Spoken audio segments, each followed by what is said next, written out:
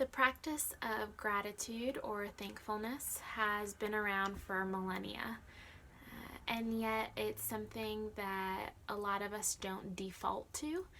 It takes work to think about what you are grateful for, what you are thankful for, most especially in a season where you are feeling a lot of things you're not thankful for, a lot of things that you wish were different. Our tendency is to focus in on what's hard or what's uncomfortable, or even having and remembering things that were unpleasant in your life. And it's a little bit more difficult to focus on what's good, or to see what's good, to see what's pleasant, what's comfortable, or to remember positive memories that you might have. So, as you think about the practice of gratitude, I want you to think about how you can begin to foster gratitude even in this season where you might feel like things are completely out of your control, where you feel a sense of powerlessness, helplessness, feeling stuck, literally stuck at home, or just stuck in life. And thinking through how you can begin to insert the practice of gratitude by looking for things in your life that are good and being thankful for them. Now, I want to give a word of caution because it might sound like I am encouraging us to all be like Pollyanna.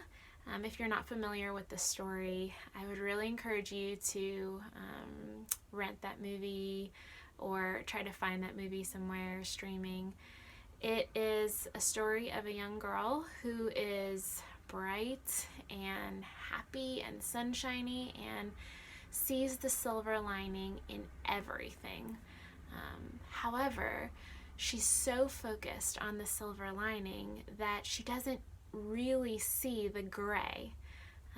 And without the gray, the silver lining is not the lining of anything. It's just silver, right?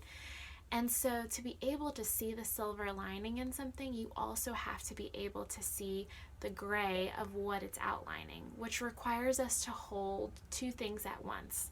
It requires us to hold the difficult, the unpleasant, the uncomfortable things alongside of the things that we can be grateful for and thankful for, and both go together.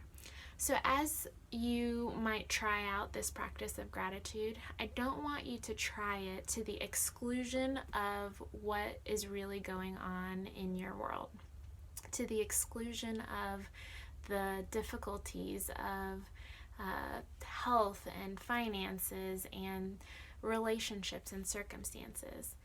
But I also don't want us to focus so much on the difficulties that we lose sight of what we do have and what we can be grateful for. So it's a both and in terms of experiencing two seemingly opposite emotions or ideas about something at the same time. That something can be hard, but then there can also be good things in the midst of that hardness. So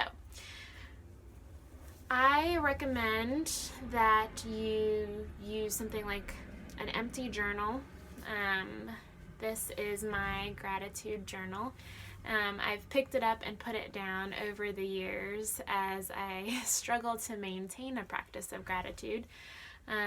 But over time, little by little, I have these entries that allow me just little bullet points. So, 5 lines per day, 5 bullet points of what I am grateful for. And the bullet points don't have to be complex. It can be one word, it could be a whole sentence, it could be a couple sentences. But I noticed for me, a journaler wannabe, that the practice of 5 bullet points was a lot easier than the idea of writing out paragraphs of what I'm grateful for. If you're not a journaler or the thought of writing that down just turns you off to the idea, you can practice it in your mind. At the end of each day, take a few minutes before you close your eyes to just think of 5 unique things that you could be grateful for that day. It could be as simple as being grateful for having shelter over your head or having had a meal.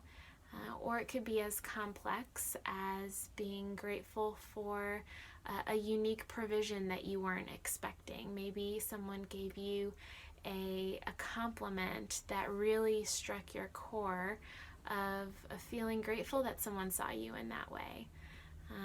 Maybe you have been praying for something and asking for something and you received it, and recognizing your gratitude in receiving that. So 5 things a day, few minutes a day, right before you close your eyes, for you to practice gratitude so that you begin to look at your world and see not only the gray clouds but also the silver linings, which need the gray clouds to be silver in nature, right? It's a both and there is a power in seeing the good things alongside the hard things. A really powerful, heart-changing, thought-changing dynamic that occurs when we begin to practice gratitude on a daily basis.